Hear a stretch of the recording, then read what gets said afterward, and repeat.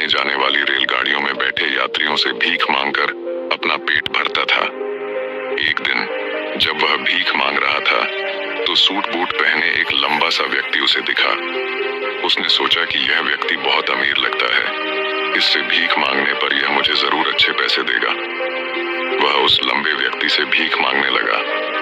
भिखारी को देखकर उस लंबे व्यक्ति ने कहा, तुम हमेशा मांगते ही रहते हो, क्या कभी किसी को कुछ देते भी हो? भिखारी बोला, साहब मैं तो भिखारी हूँ, हमेशा लोगों से मांगता ही रहता हूँ, मेरी इतनी औकात कहाँ कि किसी को कुछ दे सकूं। लंबा व्यक्ति बोला, जब किसी को कुछ दे नहीं सकते तो तुम्हें मांगने का भी कोई हक नहीं है। मैं एक व्यापारी हूँ और लेन देन में ही विश्वास करता हूँ। अगर तुम्हारे पास मुझे कुछ देने को हो तभी मैं तुम्हें बदले में कुछ दे सकता हूँ। इतना कहने के बाद वह लंबा आदमी ट्रेन में बैठकर चला गया। इधर भिखारी उसकी कही गई बात के बारे में सोचने लगा। उस लंबे व्यक्ति के द्वारा कही गई बात उस भिखारी के दिल में उतर गई।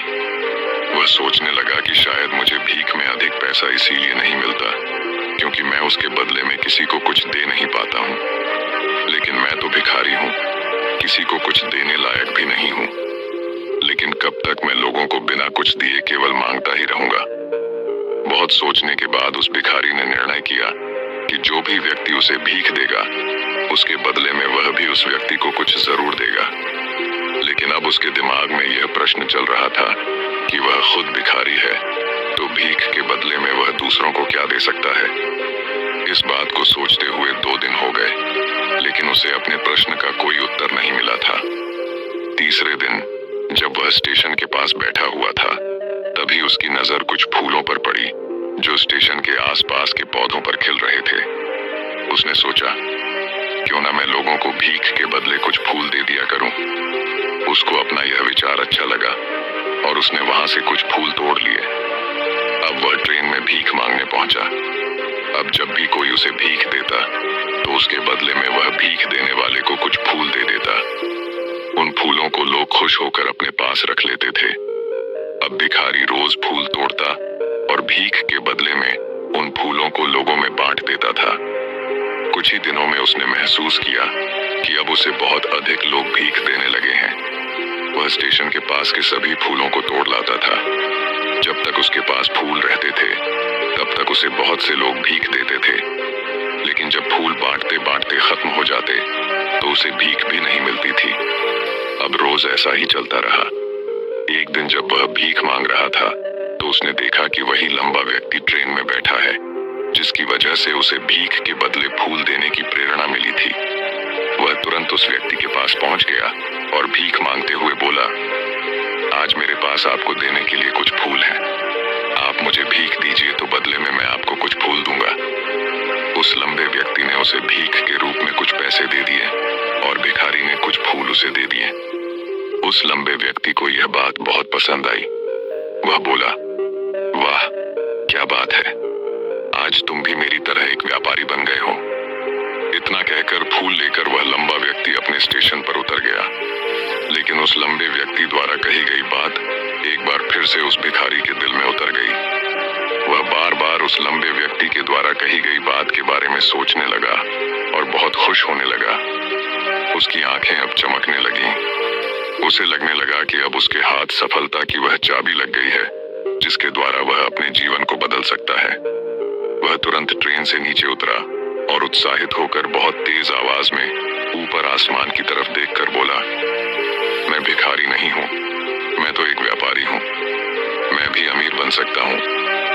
लोगों ने उसे देखा तो सोचा कि शायद यह भिखारी पागल हो गया है और अगले दिन से वह भिखारी उस स्टेशन पर फिर कभी नहीं दिखा। लेकिन 6 महीने बाद इसी स्टेशन पर 2 व्यक्ति सूट बूट पहने हुए यात्रा कर रहे थे। दोनों ने एक दूसरे को देखा तो उनमें से एक ने दूसरे से हाथ मिलाया और कहा, क्या आपने मुझे पहचाना? दूसरा व्यक्ति बोला, नहीं, क्योंकि मेरे हिसाब से हम लोग पहली बार मिल रहे हैं। पहला व्यक्ति बोला, नहीं, आप याद कीजिए, हम पहली बार नहीं बल्कि तीसरी बार मिल रहे हैं। दूसरा व्यक्ति बोला, मुझे याद नहीं, वैसे हम पहले 2 बार कब मिले थे? अब पहला व्यक्ति मुस्कुराया और बोला, हम पहले भी 2 बार इसी ट्रेन में मिले थे। मैं वही भिखारी हूँ जिसको आपने पहली मुलाकात में बताया कि मुझे जीवन में क्या करना चाहिए और दूसरी मुलाकात में बताया कि मैं वास्तव में कौन हूँ। दूसरा व्यक्ति मुस्कुराया और अचंभित होते हुए बोला, ओह, याद आया, तुम वही भिखारी हो जिसे मैंने एक बार भीख देने से मना कर दिया था और दूसरी बार मैंने तुमसे कुछ फूल खरीदे थे।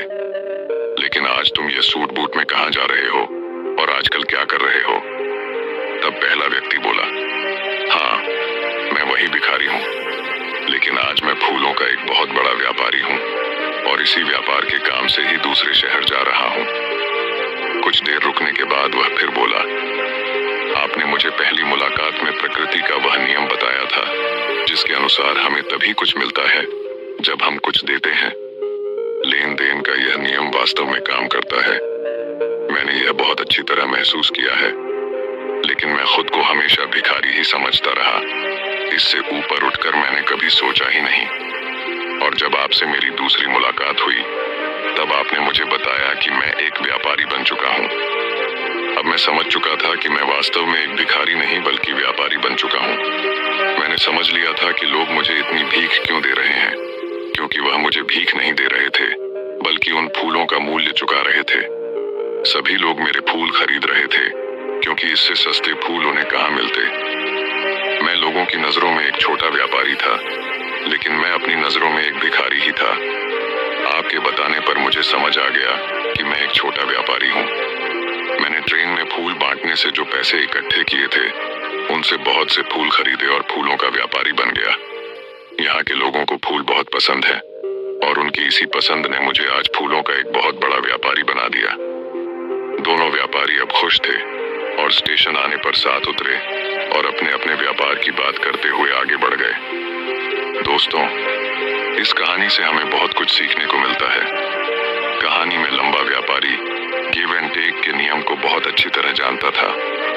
दुनिया के सभी बड़े व्यापारी इसी जीवन के नियम का उपयोग करके सफल हुए हैं। इस फॉर्मूले को उसने भिखारी को भी बताया। भिखारी ने इस प्राकृतिक नियम को अपना लिया और इसका असर उसके जीवन में साफ दिखाई देने लगा। उसने अपनी सोच बदली और उसकी जिंदगी बदल गई। यह कहानी हमें बताती है कि हम यदि अपनी सोच बदल लें तो कुछ भी हासिल किया जा सकता है। यदि हम खुद को छोटा समझते रहेंगे तो हम हमेशा छोटे ही बने रहेंगे। बड़ा बनने के लिए हमें अपनी सोच को बदलना होगा और खुद के बारे में बड़ा सोचना होगा। कहानी का सार यह है कि सफलता आपकी सोच में छुपी होती है। खुद का आत्मसम्मान जगाइए, अपनी सोच को बड़ा बनाइए और देखिए कैसे आप सफलता के शिखर पर पहुंच जाते हैं।